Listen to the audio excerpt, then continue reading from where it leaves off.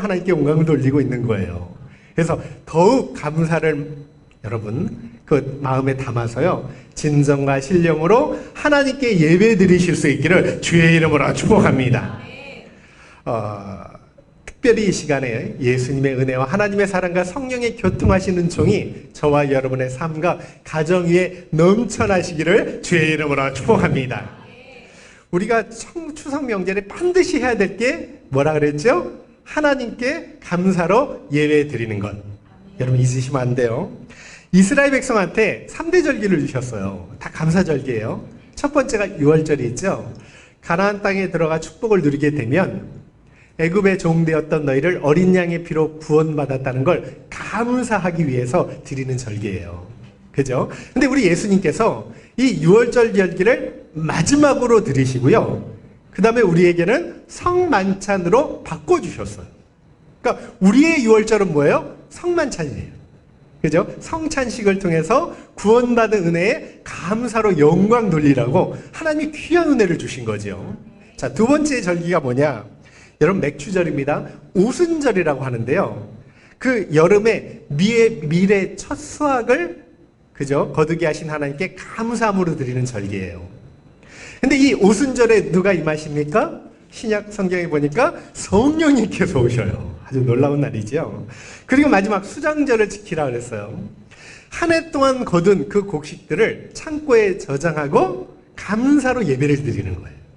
다 감사절기 아닙니까? 한마디로 추수감사절이에요. 여러분 성경에 감사가 몇 번 언급되었는지 찾아보니까 개역 개정 성경에 188번, 그리고 시편에만 75번이 기록되어 있어요.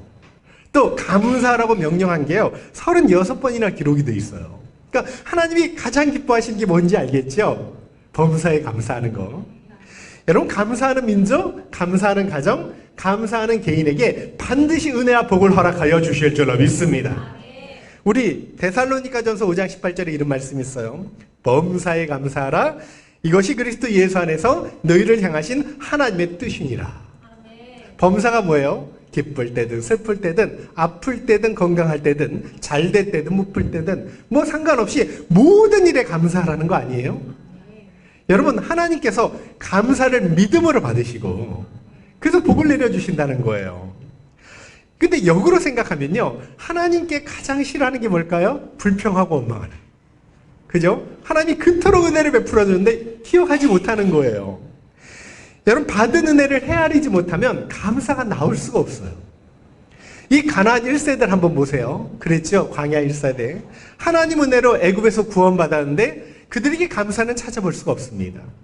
안타깝게 광야에서 죽고 그 후손들만 가나안 땅에 들어가게 되죠.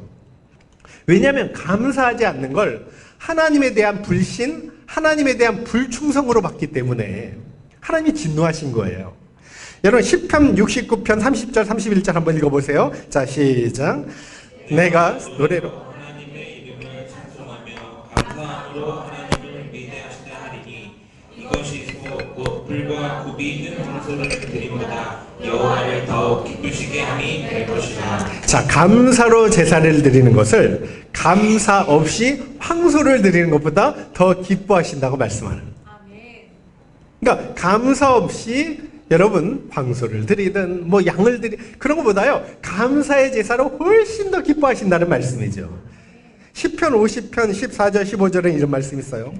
감사로 하나님께 제사를 드리며 지존하신 이에게 내 소원을 갚으며 환난 날에 나를 부르라. 내가 너를 건지리니 내가 나를 영화롭게 하리라. 감사로 제사를 드리며 예배를 드리면 그를 환난에서 건져주시고 구원해 주신다고 하나님이 약속을 주셨어요. 근데 이걸 아셔야 돼요. 성경에서 구원은요 영생 복락 누리는 구원만이 아니에요. 우리가 어떤 문제 가운데 어떤 질병 가운데 어려움에 처할 때 하나님께서 그 환경 속에서 나를 구원해 주신다는 그것도 포함되는 말씀이에요. 여러분 반드시 감사하는 자에게 복을 허락하여 주실 줄로 믿습니다. 하나님께 감사하면요 그 복이 내게 돌아와요. 그래서 감사는 부메랑 같다 그래요. 다시 이렇게 딱 돌리면 다시 돌아오죠. 그리고 벽에 곡을 던지는 것 같아요. 여러분 벽에 곡을 한번 던져보세요. 튕겨서 자신에게 반드시 돌아오죠. 감사가 그래요. 내게 축복으로 돌아온다는 말씀이죠. 그래서 감사의 복을 우리 참소망교회는 놓치지 않고요. 범사에 감사해서 그 감사의 복을 하루하루 누리며 살아가실 수 있기를 주의 이름으로 축복합니다. 우리 시편 100편이요. 감사시예요. 우리 1절에서 3절 말씀을 다시 한번 같이 함께 봉독해 보겠습니다. 한번 읽어볼까요? 자, 시작.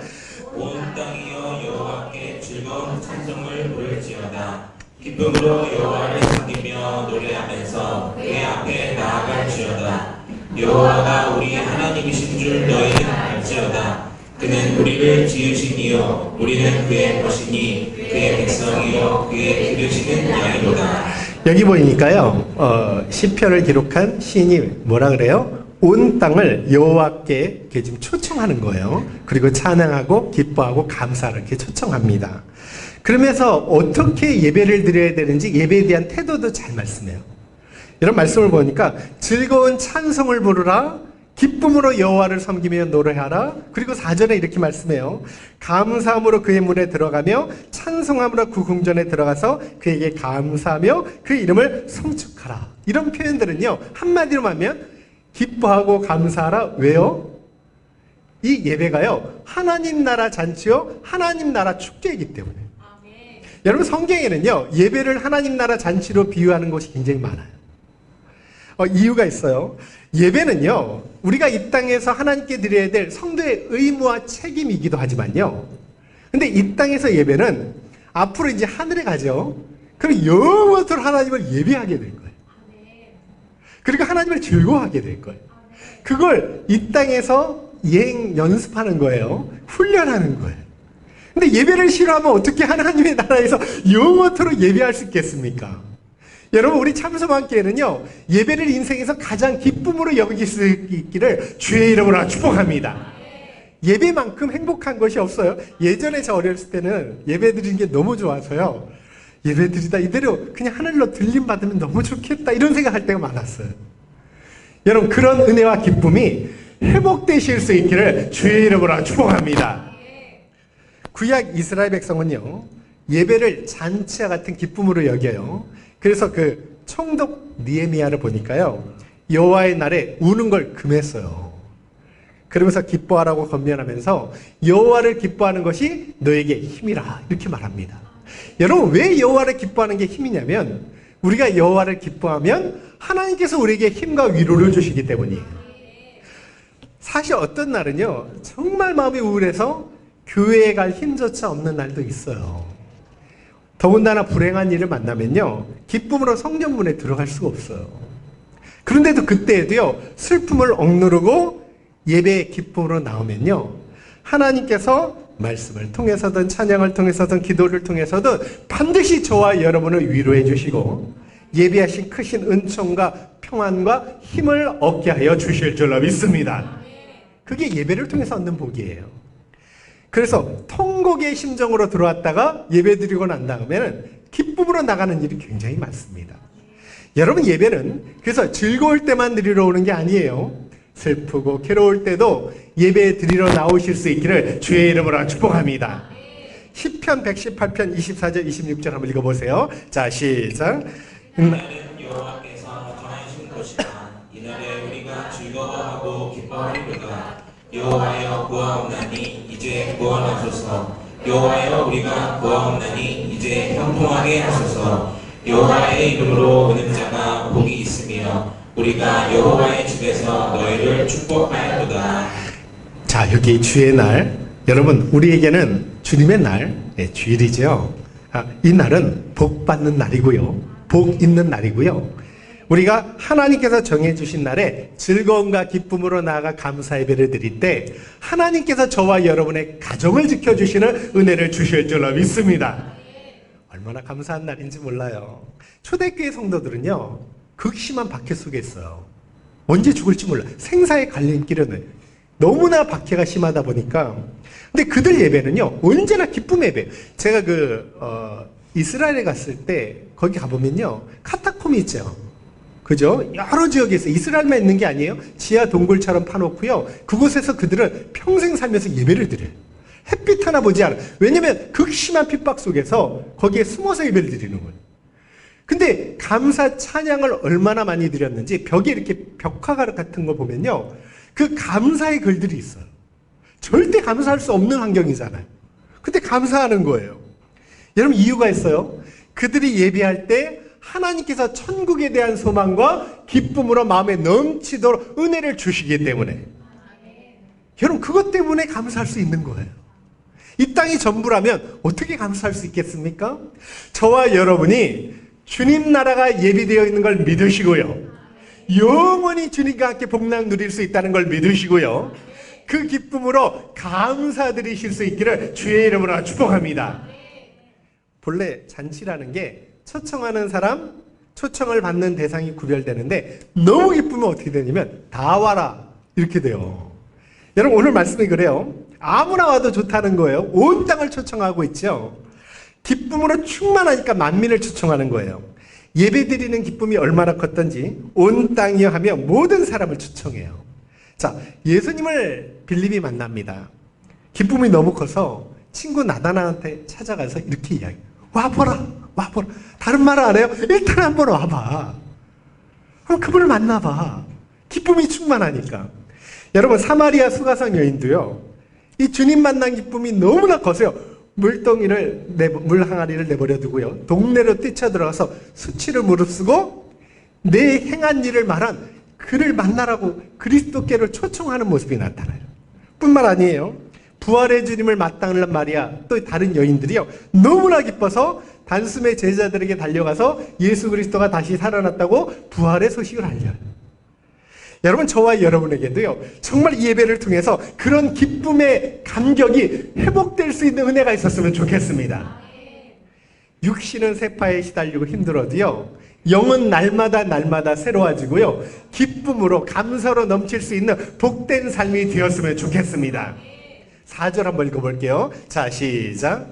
감사함으로 그의 문에 들어가며 찬송함으로 그의 궁정에 들어가서 그에게 감사하며 그의 이름을 송축하였지어다. 자, 예배의 문을 여는 열쇠가 뭔지를 가르쳐줘요. 그게 뭐라고요? 감사 찬송이에요. 여러분 오늘날 우리는 주일 예배 나오는데 별로 어려움이 없어요. 그저 얼마든지 마음만 먹으면 성전문 열고 이렇게 나올 수 있어요. 근데 나온다고 해서 다 하늘문까지 열리는 건 아니에요.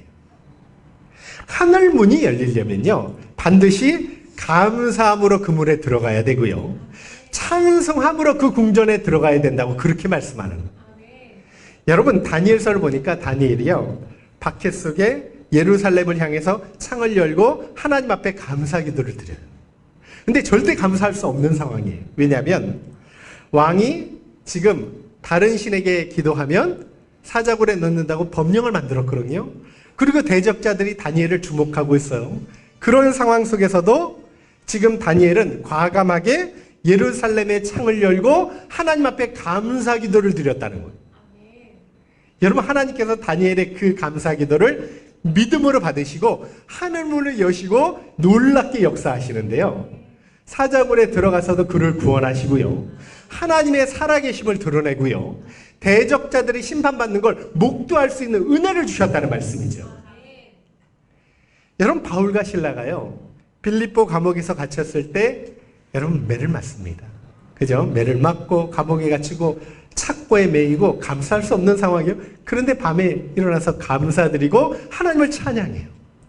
근데 또 기적이 일어나죠. 하나님이 그걸 믿음으로 받으시고 또 지진이 일어나면서 옥문이 열리고요. 착고가 풀리고요. 또 그를 지키던 간수의 마음의 빗장이 열리면서 그와 그 가족이 구원받을 수 있는 은혜를 주셨다 그러죠. 얼마나 놀라웁니까? 이게 감사와 찬송의 기적이라는 말씀이에요. 여러분 감사와 찬송으로 나가면 오늘도 이 시간에도 하늘문이 열리는 은혜를 주실 줄로 믿습니다. 하나님은 감사 찬양을 믿음으로 받으시고 그 삶에 귀한 축복으로 갚아주신다는 말씀입니다. 기억하세요. 여러분 벽에다 공을 던지면 내게로 오는 것처럼 감사를 하나님께 드리면 반드시 축복으로 되돌아오는 은혜를 허락하여 주실 줄로 믿습니다. 빌립보서 4장 6절 7절 말씀이죠. 한번 우리 다 같이 한번 암송해 볼까요? 아무것도 염려 시작. 아무것도 염려하지 말고 다만 모든 일에 기도와 간구로 너희 구할 것을 감사함으로 하나님께 아뢰라. 그리하면 모든 지각에 뛰어난 하나님의 평강이 그리스도 예수 안에서 너희 마음과 생각을 지키시리라. 분명히 말씀합니다. 근데 어려움 속에서 아무 염려 없이 감사함으로 기도하는 건 쉬운 일이 아니에요. 진짜 괴로울 때는요, 더더욱 어렵습니다. 그런데 여러분, 그때 믿음을 발휘해야 돼요. 힘들수록 오히려 감사로 기도하실 수 있기를 주의 이름으로 축복합니다. 여러분, 굉장히 어려울수록 오히려 믿음으로 하나님 앞에 찬송을 드려야 돼요. 왜냐면 그래야 하나님이 믿음으로 봐시고 하늘문이 열리고 우리의 문제를 해결해 주시고 기도하는 모든 일마다 응답하는 놀라운 은혜를 주실 것은 믿기에. 우리 마지막으로 한번 5절 볼게요. 자, 시작. 내가 고통 중에 여호와께 부르짖었더니 여호와께서 응답하시고 나를 넓은 곳에 세우셨도다.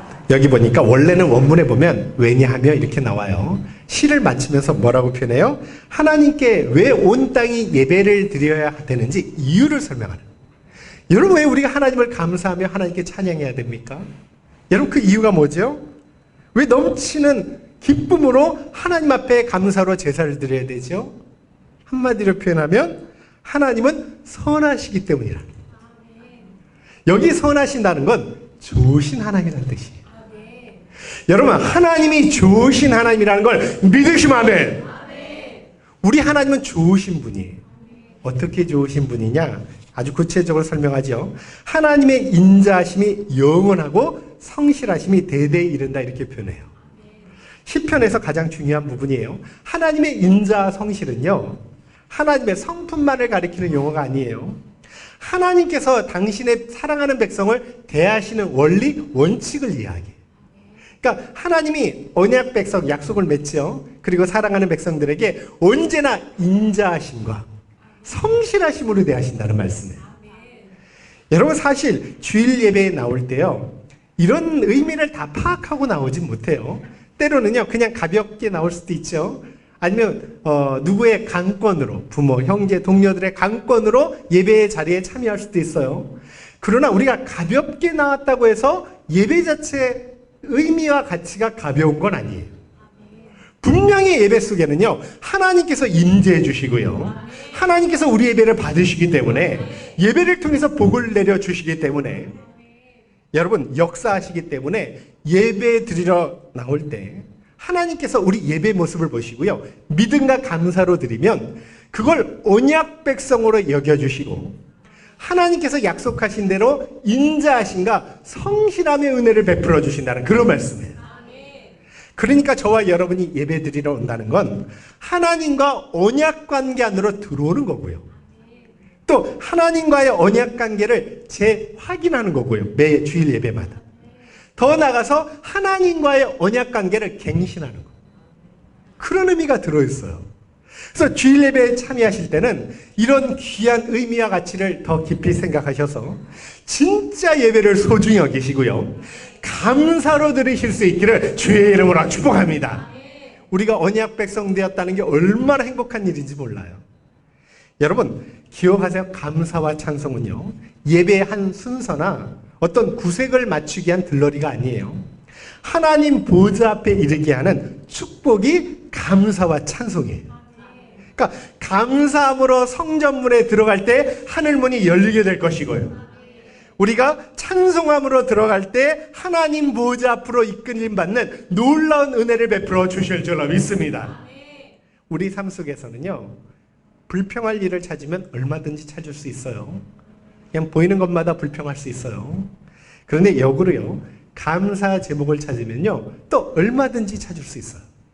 생각만 달리하면요, 여러분, 없는 걸 보는 게 아니라 내게 베푸신 하나님의 은혜를, 복을 하나하나 세워보면 여러분 수도 없이 많습니다. 기도의 사람 윌리엄 로우는 이런 말을 해요. 인생의 만족과 행복을 가장 빠르게 찾는 비결이 범사에 감사하는 거예요. 그러니까 감사하면 행복하게 될 줄로 믿습니다. 감사하면 만족하게 될 줄로 믿습니다. 여러분, 어떤 분이 치질 수술하고 나서 아침마다 볼일 보는 게 이렇게 행복인 줄 몰랐대요. 이렇게 감사하고 큰 은혜인 줄 몰랐대요. 우리가 잠을 잘 주무시는 것도 하나님의 은혜예요. 여러분 가정이 평안하게 지내는 것도 정말 하나님의 은혜예요. 제가 이번에 보니까 아이가 아프죠. 그것처럼 가슴 아픈 일이 없어요. 여러분 자녀가요 걷고 뛰고 건강하게 자라는 것 하나님께서 베푸시는 은혜의 이름을 믿고요 감사드리시기를 주의 이름으로 축복합니다. 특별히 은혜 중에 은혜는 자녀됨의 은혜예요. 구원받은 은혜예요.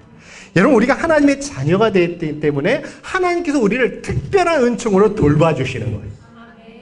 특별 은혜라 그러죠. 여러분 우리가 자녀들이 있죠. 왜 우리가 그들을 공부시키라고 수고를 마다하지 않습니까? 왜 먹이느라고 희생을 마다하지 않아요? 내 자녀니까. 하나님도 마찬가지예요. 당신의 자녀들은요 불꽃 같은 눈동자로 지켜 보호하여 주시고요 특별 은총으로 하나님께서 돌봐주신다는 거예요.